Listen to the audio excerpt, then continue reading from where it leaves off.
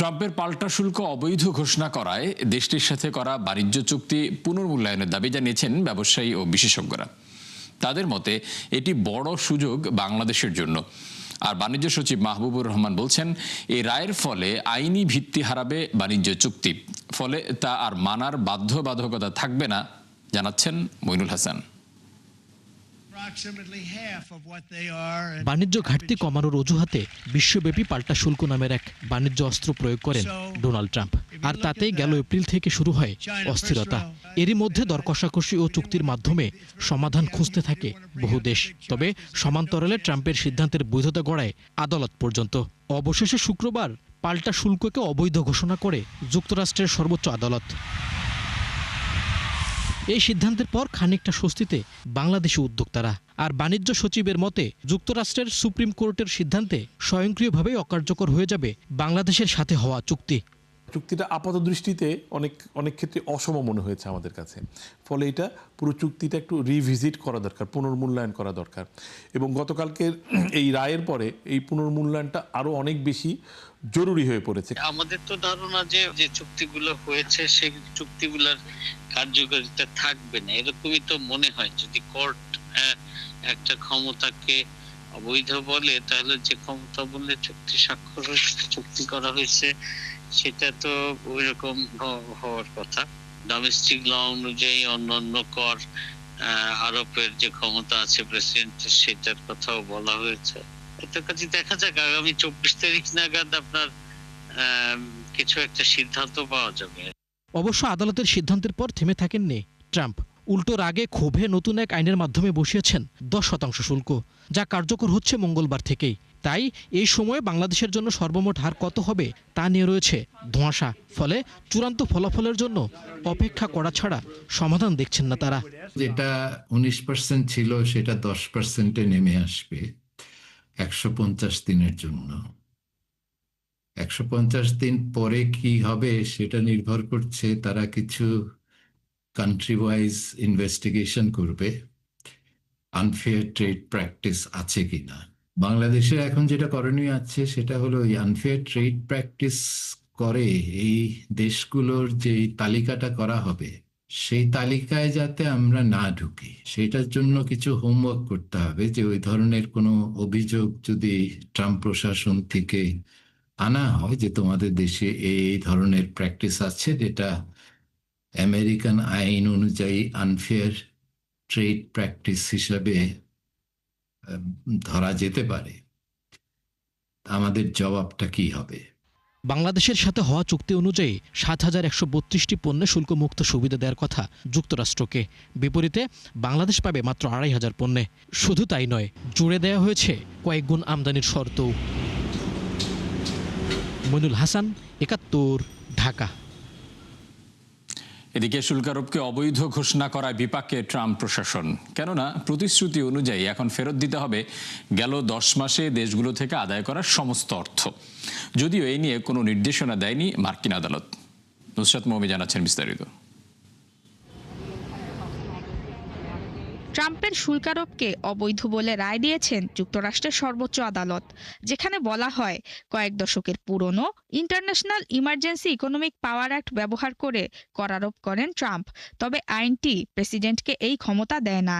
আর তাতেই আদায় করা শুল্ক ফেরত দেওয়ার প্রতিশ্রুতি দিয়ে বিপাকে ট্রাম্প প্রশাসন। সর্বোচ্চ আদালতের 6 বিচারপতি যত সহজে রায় দিয়েছেন, শুল্ক ফেরত দেওয়া ঠিক ততটাই কঠিন। কর আদায়ের মাধ্যমে যে বিশাল অঙ্ক যুক্তরাষ্ট্র আয় করেছে, তা কিভাবে পরিশোধ করা হবে সে বিষয়ে আদালত কিংবা প্রশাসনের পক্ষ থেকে কোনো নির্দেশনা দেয়া হয়নি। যদিও বিষয়টি নিম্ন আদালতে পাঠিয়ে দেন সুপ্রিম কোর্ট। এরই মধ্যে অর্থ ফেরতের জন্য 1000-এরও বেশি মামলা করেছেন আমদানিকারকরা। যদিও সংবাদ সম্মেলনে ট্রাম্প ও অর্থমন্ত্রী স্কট বেসেন্ট এ মামলায় দীর্ঘসূত্রতার ইঙ্গিত দেন। অর্থ ফেরতের বিষয়ে কোনো আলোচনা হয়নি, কোনো নির্দেশনাও দেয়া হয়নি। আমাদের আগামী 5 বছরের জন্য আদালতের দ্বারস্থ হতে হবে। অর্থনীতিবিদদের মতে অর্থ ফেরত দেওয়া শুরু হলে বঞ্চিত হতে পারে কিছু ছোট প্রতিষ্ঠান। এ প্রক্রিয়া শুরু হলে শুল্ক পরিশোধকারী ও আমদানিকারকের চুক্তির উপর নির্ভর করবে অর্থ ফেরত পাবে কোন কোন প্রতিষ্ঠান, যেখানে তৈরি হতে পারে আইনি বিরোধ। যদিও অর্থ ফেরত পাবার দৌড়ে আছে 3 লাখ প্রতিষ্ঠান। অর্থের অঙ্ক নিয়েও রয়েছে দ্বিমত। মার্কিন কাস্টমস ও সীমান্ত সুরক্ষা সিপিবির তথ্য বলছে শুল্ক থেকে আয় হয়েছে 134 বিলিয়ন। অবশ্য অর্থনীতিবিদদের ধারণা চূড়ান্ত সংখ্যাটি আরও বড় হতে পারে।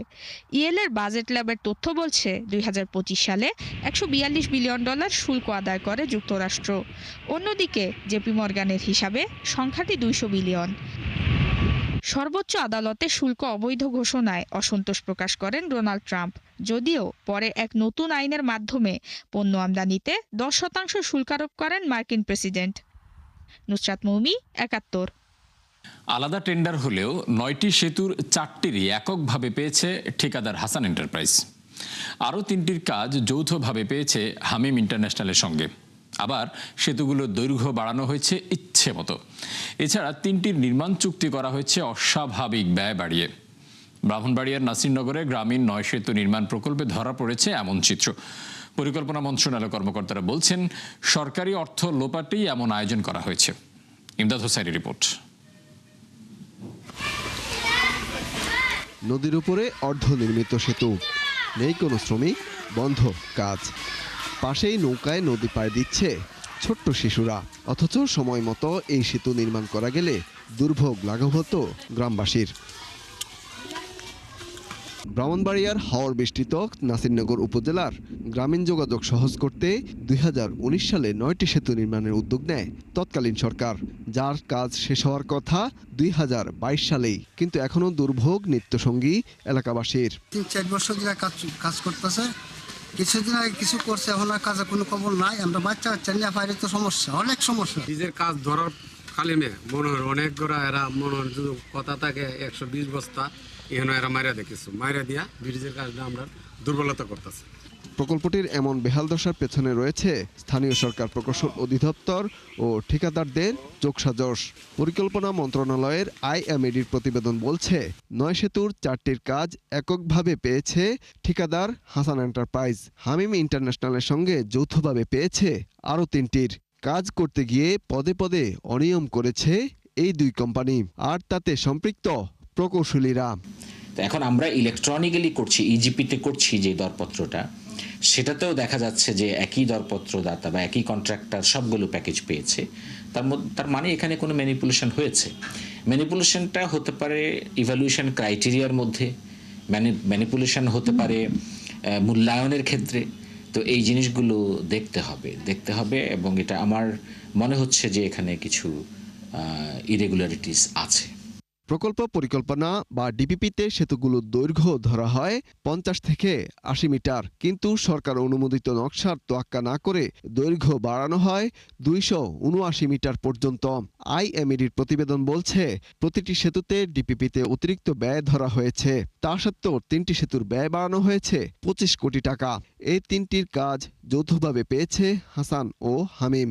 কস্ট এস্টিমেট যেটা করা হয়েছে প্রত্যেকটা প্যাকেজের জন্য তার চেয়ে অনেক বেশি এসছে। একটা হলো যে 11 কোটি ছিল 25 কোটি, 10 কোটি ছিল 15 কোটি, 11 কোটি ছিল 17 কোটি।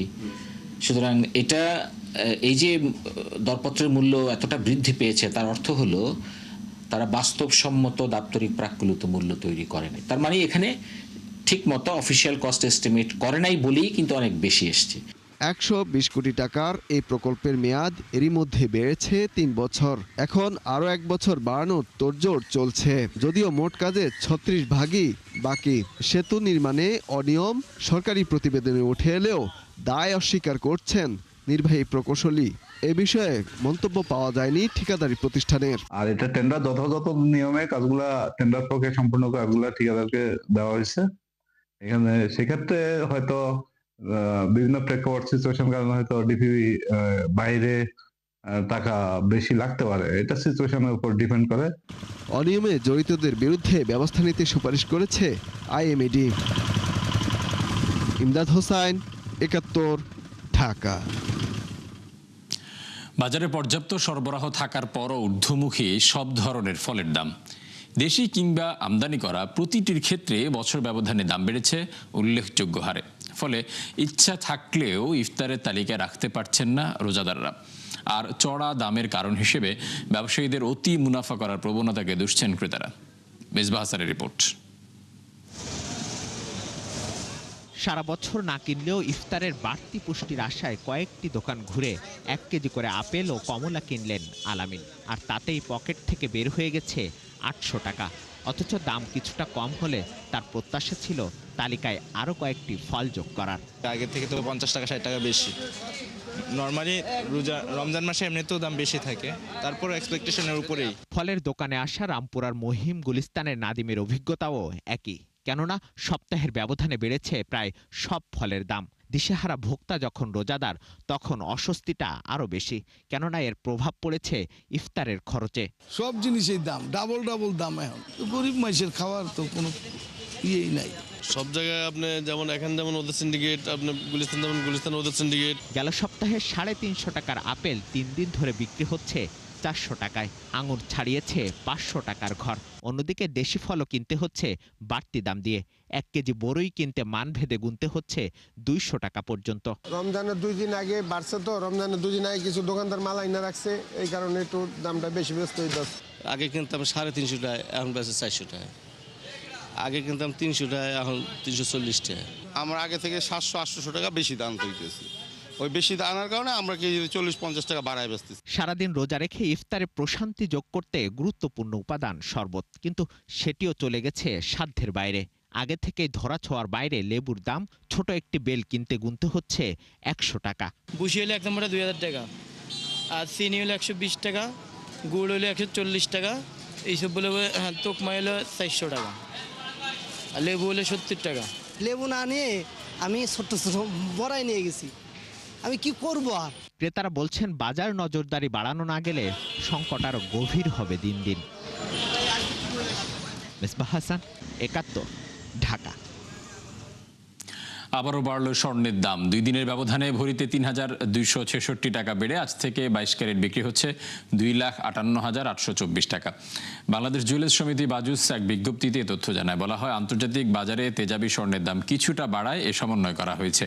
নতুন দর অনুযায়ী 21 ক্যারেটের প্রতি ভরি 2,47,102 টাকা, আর 18 ক্যারেটের দাম 2,11,760 টাকা। এদিন সনাতন পদ্ধতির 1 ভরি রূপার দাম 4,082 টাকা নির্ধারণ করে দেয় বাজুস।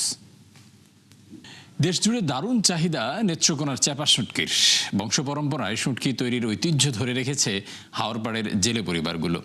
কিন্তু প্রতি বছর হাওরে দেশি মাছ কমে যাওয়ায় ভাটা পড়েছে উৎপাদনে। যদিও মাছের উৎপাদন বাড়াতে পদক্ষেপ নেওয়ার কথা জানান মৎস্য কর্মকর্তা।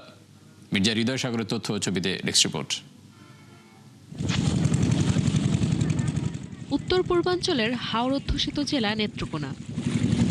রোদে শুকানো পুঁটি মাছ দিয়ে তৈরি এখানকার চাপা শুটকির সুখ্যাতি ছড়িয়েছে দেশব্যাপী। স্বাদে গুণে অনন্য হওয়ায় এর চাহিদাও রয়েছে বেশ। সাম্প্রতিক বছরগুলোতে হাওরের পানি কমায় পাওয়া যাচ্ছে না পর্যাপ্ত দেশীয় মাছ, আর তাতেই ভাটা পড়েছে শুটকির উৎপাদনে। ফলে দাম বাড়ছে সুস্বাদু এই খাবারের। কাঁচা পুঁটি কিরম লাগে 300 টাকা কেজি, আর আগে কাঁচা পুঁটি কিনতাম আমরা 100 টাকা, 120 টাকা, 80 টাকা এভাবে। পুঁটি মাছের চাপা এটা আমাদের পোষায় না, অর্ধেক কমে গেছে পুঁটি মাছ। এখন তো যে রাস্তাঘাটে যোগাযোগ সমস্যা, সব দিক দিয়ে সমস্যা। বংশ পরম্পরায় এই পেশার সাথে জড়িত এই অঞ্চলের হাজারো মানুষ। জেলার সবগুলো জেলে পল্লীর প্রায় প্রতিটি পরিবার এই পেশায় নিয়োজিত। মাছের সংকটে ঝুঁকিতে পড়েছে তাদের জীবিকা। অভিযোগ করেন, অবৈধ জাল ও কীটনাশক ব্যবহারে দিন দিন কমছে মাছের উৎপাদন। আগে তো মানে দূর থেকে মাছ আইতো, না এখন আমরা মন করছে কি আনন্দ লাগে, খরচও বেশি, সব দিক দিয়ে আমরা বেশি। যেহেতু তাদের এই খরচ এবং এই পেশাটা তাদের করেই যেতে হবে, সেক্ষেত্রে আমরা মনে করছি যে সরকার যদি তাদেরকে একটু সহযোগিতা করে। অবৈধ জাল ও বিষ প্রয়োগের বিরুদ্ধে নিয়মিত অভিযান চালানোর কথা জানান জেলা মৎস্য কর্মকর্তা। এছাড়া মৎস্য আইন বাস্তবায়নের মাধ্যমে হাওরে মাছের উৎপাদন বাড়ানোর কথাও বলেন তিনি। জলাশয়গুলো প্রাকৃতিক কারণে ভরাট হয়ে যাওয়ার কারণে অনেক আবাসস্থল ক্ষতিগ্রস্ত হয়েছে। পাশাপাশি অনেক সময় কিছু অসাধু মৎস্যজীবীদের মাধ্যমে বিভিন্ন ধরনের অবৈধ জাল বা মাছ ধরার যন্ত্রপাতি ব্যবহার কারণে আসলে অনেক জায়গায় মাছের উৎপাদন কমে যাচ্ছে। তো যার কারণে প্রয়োজনীয় পরিমাণ পুঁটি মাছ অনেক সময় শুটকির জন্য পাওয়া যায় না, সেটা একটা বিষয় আছে। আমরা চেষ্টা করছি হাওর অঞ্চলে মৎস্য সংরক্ষণ আইন বাস্তবায়নের মাধ্যমে মাছের উৎপাদন বৃদ্ধি করার জন্য। গেল অর্থ বছরে জেলায় উৎপাদন হয় ৩৯৫ মেট্রিক টন শুটকি, যার বাজার মূল্য ২৭ কোটি টাকা। Desk report, ৭১। দর্শক, এই ছিল ৭১ বিজনেসের এখনকার আয়োজনে। সরাসরি সংবাদ অনুষ্ঠান দেখতে চোখ রাখুন ৭১ ফেসবুক পেজ এবং সাবস্ক্রাইব করুন ৭১ ইউটিউব চ্যানেল। থাকুন ৭১-এর সাথেই।